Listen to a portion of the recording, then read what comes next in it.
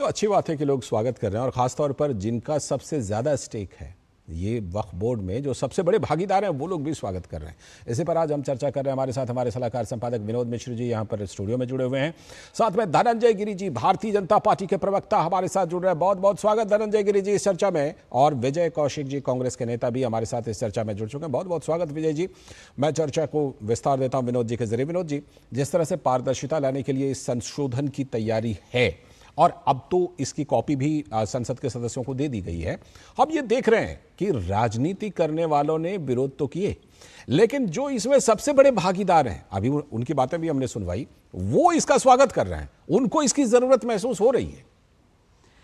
लाल जी देखिए, ये बात अभी एक इमाम साहब बता रहे थे कि ये एक प्रक्रिया है और संसद की जो संवैधानिक प्रक्रिया है वो यही है कि कानून को जो कभी पहली बार ऐसा तो हुआ नहीं है कि किसी कानून को लेके उसका संशोधन के लिए यहाँ पे कोई बिल लाया जा रहा है। ये एक संवैधानिक प्रक्रिया है और पार्लियामेंट के प्रोसेस में इसमें आज की चर्चा में ये इसलिए इम्पोर्टेंट है कि ये दो बिल लाए गए हैं। जो 95 का वक्फ बोर्ड एक्ट है उसको लेके दो बिल वहाँ रखा गया है, जो लोगों को दिया गया है। बिल को लोग अभी पढ़ रहे हैं, समझ रहे हैं जी। हो सकता है कल या परसों टेबल भी हो, लेकिन इंपॉर्टेंट चीज ये है कि इसको लेके जो इतने भ्रम फैलाए जा रहे हैं वो सबसे बड़ी चिंता की बात है। क्योंकि ये समझने से पड़े है कि 95 एक्ट जो एक इलिट क्लब बना दिया था वक्फ बोर्ड को कुछ लोगों का, यह पहली बार है कि इस देश में इस बात को महसूस किया गया है कि इस देश में ये आधी आबादी वक्फ बोर्ड में क्यों नहीं थे, महिलाएं को पूरी तरह से इसमें क्यों नहीं रखा गया था।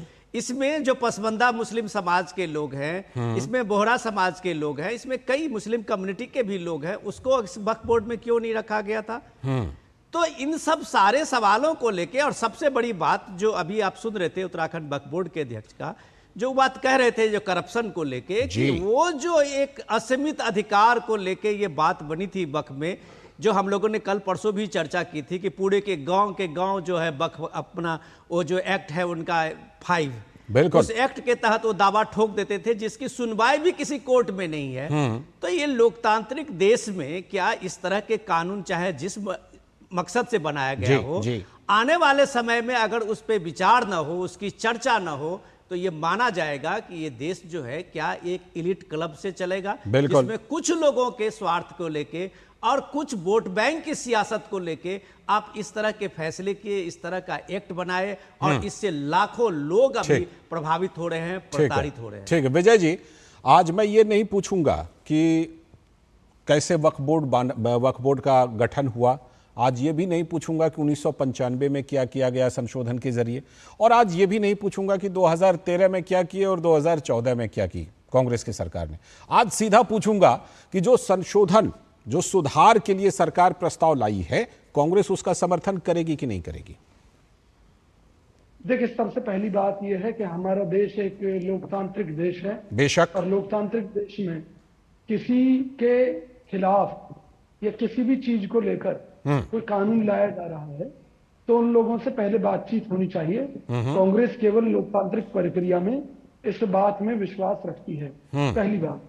दूसरी बात, सरकार जो एक बिल लेकर आ रही है, ये जो नए कानून वक्फ बोर्ड से जुड़े हुए लागू होंगे, अगर मुस्लिम समाज को इससे कोई ऐतराज नहीं है तो कांग्रेस पार्टी को भी इससे कोई ऐतराज नहीं है।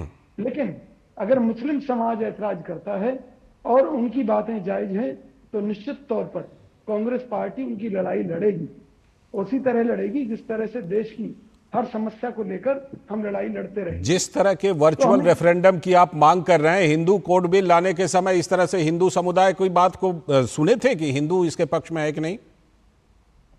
देखिए लालचंद जी, जब मैं आपके अपने परिवार की बात करूंगा और ये बात करूंगा कि उसको लेकर आप डिसीजन करेंगे तो परिवार वालों से पूछेंगे नहीं पूछेंगे? नहीं पूछेंगे आप, क्योंकि आप परिवार के मुखिया हैं। आप तो आप सिर्फ आप एक समुदाय को परिवार मानते हैं, दूसरे समुदाय को परिवार नहीं मानते हैं क्या? दोनों तो परिवार ही हैं। देखिए, ये देश सैद्धांतिक तौर पर हिंदुओं का है, इसलिए अगर हम अपने परिवार की बात करते हैं तो हमें उनकी कमी, अच्छाई, बुराई सब मालूम है। देखिए धनंजय जी मुस्कुरा रहे हैं इस बात पर, जो आप कह रहे हैं ना, आपने जो ये बात कह दी कि सैद्धांतिक तौर पर हिंदुओं का देश है, तो धनंजय जी के चेहरे पर मैं मुस्कुराहट देख रहा हूं। वो बेशक मुस्कुराएं, जो सच्चाई है वो इस देश का विभाजन किस आधार पर हुआ था? हिंदू मुस्लिम के आधार पर हुआ था। ये तो एकदम, ये तो ठोस तथ्य है भाई, बिल्कुल।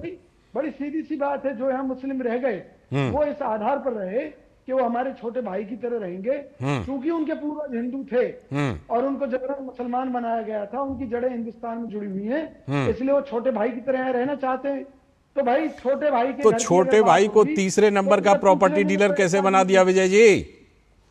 छोटे भाई को तीसरे नंबर का प्रॉपर्टी डीलर कैसे बना दिया? सुनिए ना, आपने बहुत अच्छी बात कही। हाँ, सरकार से बड़ी ताकत कोई नहीं होती। सरकार के पास तमाम तरह की एजेंसियां होती हैं। सरकार अगर उनके ऊपर मोदी जी और उनके साथीगण अगर वक्फ बोर्ड पर आरोप लगा रहे हैं कि वहां भ्रष्टाचार है, बेईमानी है, तो एक कमेटी बिठा। नहीं, ये सरकार का नहीं, ये तो अंदर से ही आरोप है। ये तो उनके अंदर से ही आरोप है। उनके जो सबसे बड़े भागीदार हैं सूफी काउंसिल, उनका आरोप है ये। अगर कोई व्यक्ति आपके खिलाफ थाने में आरोप लगाता है तो कानून ये कहता है कि उनके खिलाफ, आपके खिलाफ जांच होगी पहले।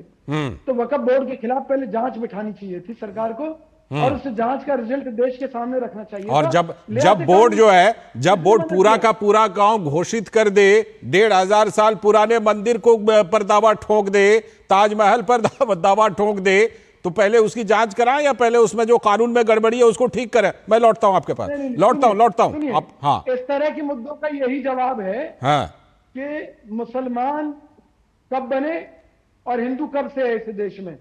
अगर मंदिर है तो हिंदुओं का ही उस पर कब्जा माना जाएगा। यही लाइन अगर कांग्रेस पार्टी ले तो बड़ी स्वागत की बात है। मैं लौटता हूं धनंजय जी, जो वक्फ बोर्ड में कानून में संशोधन की जरूरत है, अब तो उसकी कॉपी भी दे दी गई है। सबसे पहली बात तो ये कि इसकी जरूरत क्यों महसूस हुई? क्या जिस तरह से कब्जे की घटना, जिस तरह विवाद की घटनाएं आ रही थी, जिस तरह दावा वक्फ बोर्ड कहीं भी कर देता था, कहीं भी उंगली रख देता था, कहता था ये हमारी जमीन है, उसके बाद उसको कहीं आप चैलेंज नहीं कर सकते, सीधे वक्फ बोर्ड ट्रिब्यूनल में भी, यानी मुद्दई भी वो, अदालत भी उनके, सब कुछ उनका ही था। तो क्या इसी वजह से संशोधन की जरूरत महसूस हुई धनंजय जी? लालचंद जी, लगभग 9 लाख एकड़ में फैला देश का 30 ज्यादा, 9 लाख से ज्यादा, मान के चलिए 9.5 लाख एकड़। हाँ, लगभग 9.5 लाख एकड़ में फैला देश का 30 वक्फ बोर्ड 200 करोड़ की कमाई करता है, और इस 200 करोड़ पर 200 लोगों का कब्जा है। यह पैसा गरीब बच्चों, महिलाओं के उत्थान पर खर्च होने के बजाय कहां खर्च हो रहा है, ये चेक करने की बात है। और किनको खर्च, पालने में खर्च हो रहा है, कहां खर्च हो रहा है, ये चिंता का विषय है। रेलवे और सेना के बाद सबसे ज्यादा संपत्ति वक्फ के पास है। सारे पैसे देश को तोड़ने वाली ताकतों पर भी खर्च हो रहे हैं। इनमें न खाता ना भाई, जो मुल्ला कहे वही सही। अब ये मुल्ला का मुल्क नहीं है।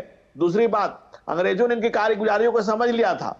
उनके रेगुलेशन के लिए 4 जजों कमेटी बनाई थी, उसको वक्फ बोर्ड के जिन्होंने अवैध घोषित किया था। उसके बाद 1913 में वैलिडिटी एक्ट लाके इसको जिंदा किया। और दूसरी बड़ी बात कि वक्फ संविधान को भी धत्ता बता रहा है। वक्फ बोर्ड के सेक्शन 85 के अनुसार बोर्ड के फैसले को उच्च न्यायालय, उच्चतम न्यायालय भी चुनौती नहीं दे सकते। 1954 में बदलाव की कोशिश हुई, कांग्रेस ने इसे वापस ले, उल्टे 1995 में इसको और ताकत दी, 2013 में तो इसको असीमित ताकत दे दिया। आप इस देश में देखिए 4 लाख मंदिरों से लगभग 1 लाख करोड़ रुपया सरकार वसूल रही है, लेकिन दूसरी तरफ 1 रुपया यहां से नहीं आ रहा है। उल्टे यहां के ऊपर खर्चा हो रहा है सरकार का। और कितने पाकिस्तान के नारों को जमीन पर उतारने के लिए इस तरह के इसके भूमाफिया इसमें लगे हुए हैं। दूसरी बात, जो केरल की आप बात कर रहे थे, 15 साल पुराने मंदिर, तमिलनाडु की बात है, वो तमिलनाडु में मामला गया, तमिलनाडु का। जब कोर्ट में मामला गया तो इस्लाम तब तमिल में भी नहीं आया था, तब का वो मंदिर है, और उस पर दावा कर दिया। हरियाणा में दावा कर दिया, सूरत में दावा कर दिया कि बादशाह ने अपनी बेटी को दिया था, ताजमहल पर दावा कर दिया। भाई कहां कहां छोड़ो, कहीं छोड़ने को तैयार ही नहीं। अब ऐसे भूमाफियाओं पर नियंत्रण की जरूरत है, और इनके भीतर से भी जो लोग कह रहे हैं, मोदी, गस्सी, जो तमाम जिनमें पिछड़े समुदाय के लोग हैं, उनको भी इसमें प्रतिनिधित्व मिलना चाहिए। दूसरी बात, विजय जी कह रहे हैं, हाँ, महिलाओं को मिलना चाहिए। दूसरी बात, जो विजय जी कह रहे हैं, अगर इतनी विजय जी की बात कांग्रेस को समझ में आ जाए तो फिर लफड़ाई खत्म हो। वो तो हमने कहा, सारा तो हमने कहा कि विजय जी वाली लाइन अगर कांग्रेस पार्टी ले ले तब तो कोई दिक्कत ही नहीं है। मैं लौटता हूं आपके पास, कोई दिक्कत ही नहीं है। हाँ ठीक है, लौटता हूं। विनोद जी, जो जिस तरह से कि ये पूरा का पूरा मामला हुआ, अब इसमें संशोधन में क्या कुछ है, ये तो डिटेल हम लोग जब देखेंगे तो जाहिर सी बात है कि देखेंगे उसमें क्या क्या संशोधन हो रहा है। लेकिन ये जो असीमित शक्ति दे दी गई बिल्कुल, और ऐसी शक्ति जिसमें कि कोई कोर्ट भी दखल नहीं दे सकता, इसका मकसद क्या रहा? क्या कुछ लोगों को एक तरह से वोटों का ठेकेदार मान करके और उनसे एक सौदा, एक डील के तहत ऐसा किया गया? विनोद जी देखिए, अब जो विजय जी की बात अभी हम लोग सुन रहे थे, वो सीधी सीधी बात ये है कि ये कांग्रेस पार्टी के सामने में मुश्किल चीज है कि वो इसको किस तरह से प्रोटेस्ट करे।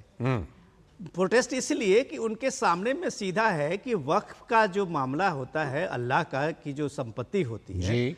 वो कोई आदमी, कोई व्यक्ति जो है वो संपत्ति अपने परिवार के लिए जो संपत्ति बनाता है उसका दान करता है जी। ऐसे दान की हुई संपत्ति वक्फ कहलाता है। लेकिन सवाल यह है कि 95 का जो एक्ट बना, उस एक्ट में वक्फ को ये बात अधिकार जो दान करने वाले से ज्यादा, ये आप सोचिए कि इस 15 सालों में ये वक्फ की जमीन जो दोगुने से ज्यादा कैसे हुई। बिल्कुल, ये बात तो समझ से परे होगा, या विजय जी को भी ये लगने लगा होगा कि इन्हीं के सूरजपुर के पास का वो गांव है जिसमें दूर दूर तक न कोई मुसलमान है ना कोई मस्जिद है, वो और गुरुद्वारे उस वाला गांव के पूरे जमीन का नोटिफिकेशन हो गया वक्फ की जमीन पे। विजय जी की ही कांग्रेस की भी सरकार थी उस समय में। तो सवाल ये है कि ये बात सबको ये समझ में आ रही है, समझ की बात नहीं है। ठीक है। लेकिन अब जब वो इलिट क्लास, जब मैं अब कहता हूं, जब इलिट क्लास में जो ये बना था, ये क्लब बना था, जो धनंजय जी कहते कि 9.5 लाख करोड़ जमीन की संपत्ति जिस वक्त के पास है उसका रेवेन्यू 200 करोड़ है सिर्फ। तो आखिर ये पैसा जाता कहां से है? ये जो लीकेज है इसके लिए कोई सरकार तो है। जो सरकार अभी केंद्र में है उसने अगर ये अपनी जिम्मेदारी समझी है कि ये इस लूट की छूट जो दी गई थी, ठीक है, जो उसके बाद 2013 में दी गई, 2014 में दी गई जी, ये जो छूट देने की बात हुई थी वो इस देश को, इसके संविधान को, इसके लोकतंत्र को धता बता रहा है। बिल्कुल, ये धता बता रहा है। आज जिस बिल में जो बातें आई है, जो 40 संशोधन है, उस संशोधन से एक बार एक इसकी रिस्पॉन्सिबिलिटी फिक्स होगी, इसकी ट्रांसपेरेंसी फिक्स होगी, और देश का कोई भी नागरिक अगर इससे आहत होता है तो 90 दिन के अंदर में उसको कोर्ट में जाने का, कोर्ट में उसको पिटीशन लगाने का एक मौका मिलेगा, जो उसका एक संवैधानिक अधिकार है, जिसको छीन लिया गया था। हाईलाइट आपने बता ही दी, और भी इसके जो प्रावधान होंगे वो हम आगे बताएंगे। विजय जी, जो इस तरह का कोई और संस्था आपकी नजर में है? मैं ये फिर से आज सवाल पूछ रहा हूं, जिसको कि इतना ज्यादा अधिकार मिला हो। देश में ऐसी कोई संस्था जितना अधिकार वक्फ बोर्ड को है? लालचंद जी, आज भाजपा और कांग्रेस की बात नहीं है, मैं भी वही कह रहा हूं। मुद्दा देश का है। ठीक, आज मुद्दा देश का है। हम सिर्फ एक बात पूछ रहे हैं मोदी जी से कि मोदी जी, इंदिरा गांधी जी को महसूस हुआ कि इस देश में आजादी के बाद भी राजशाही चल रही है, तो उन्होंने राजशाही का अंत इस देश में कर दिया, राजे महाराजों के अधिकार छीन कर। तो भाई, अगर आपको लगता है कि वक्फ बोर्ड की आड़ में गुंडागर्दी हो रही है, देश के पैसे का दुरुपयोग हो रहा है, तो वक्फ बोर्ड आपको क्या लगता है, हो रहा है कि नहीं हो रहा है? हमें कुछ नहीं लग रहा। अच्छा, कुछ नहीं। हमारा तो सीधा सा कहना है कि सरकार जो कानून लेकर आएगी, अगर मुस्लिमों को उससे ऐतराज है, मुस्लिम समाज को ऐतराज, तो जो लाभार्थी है उनको ऐतराज होगा ही, लेकिन आपने स्वागत भी तो सुना, किस तरह स्वागत कर रहे हैं। धनंजय जी, धनंजय से छोटी सी प्रतिक्रिया। धनंजय जी, ये बिल्कुल साफ है कि संशोधन पर सरकार आगे बढ़ेगी और जो भी जरूरी संशोधन है उसको सरकार करने जा रही है। बिल्कुल लालचंद जी, जो भी गलत किया जा रहा है उसके समर्थन किया जाएगा। वक्फ बोर्ड में बहुत झोल है। भाई साहब, विजय जी अपने समय बोला करिए। हाँ, नहीं, वो उन्होंने दे दिया, कॉपी दे दी है, वो कॉपी मिल भी जाएगी, क्या क्या संशोधन है। कुछ बातें विनोद जी ने बता भी दी हैं। हाँ, धनंजय जी, पूरी कीजिए बात। लालचंद जी, देखिए, वक्फ बोर्ड में बहुत झोल है। हाँ। और कांग्रेस को इस देश के मुसलमानों को लेकर के या तो मौन है, हाँ, या लोल रही है शुरू से, और इसी कारण से मुल्क से ऊपर मुसलमानों को रखने का नतीजा है कि आज देश इसको भोग रहा है। आप देखिए, इतनी बड़ी संपत्ति, इतनी बड़ी संपदा इनके पास है, और ये देश के कोई विकास के काम में नहीं आ रही है। इसके 1 रुपया देश से काम नहीं आ रहा, बल्कि गरीब मुसलमानों के भी काम में नहीं आ रहा, उम्मीद है मुसलमानों के काम में भी नहीं आ रहा। उम्मीद है कि जो आप संशोधन ला रहे हैं, बन गए हैं जी, जो सरकार संशोधन ला रही है, इसको लगातार ताकत देती गई, लगातार इसकी ताकत को असीमित करती गई। बिल्कुल, वो हमने बैकग्राउंड बताया भी। ऊपर मुसलमान चाहिए था। ठीक है, आज समय की कमी है, लेकिन हम ये उम्मीद करते हैं कि इन संशोधनों के जरिए सही फायदा मिल पाएगा और मुस्लिम तबके के ही गरीब लोगों को सबसे ज्यादा इसका फायदा मिलेगा। बहुत बहुत शुक्रिया धनंजय जी जुड़ने के लिए, विजय जी जुड़ने के लिए, और विनोद जी आपका भी इस चर्चा में जुड़ने के लिए बहुत बहुत धन्यवाद। और अब हम बात करेंगे जो आज की सबसे बड़ी खबर है कि विनेश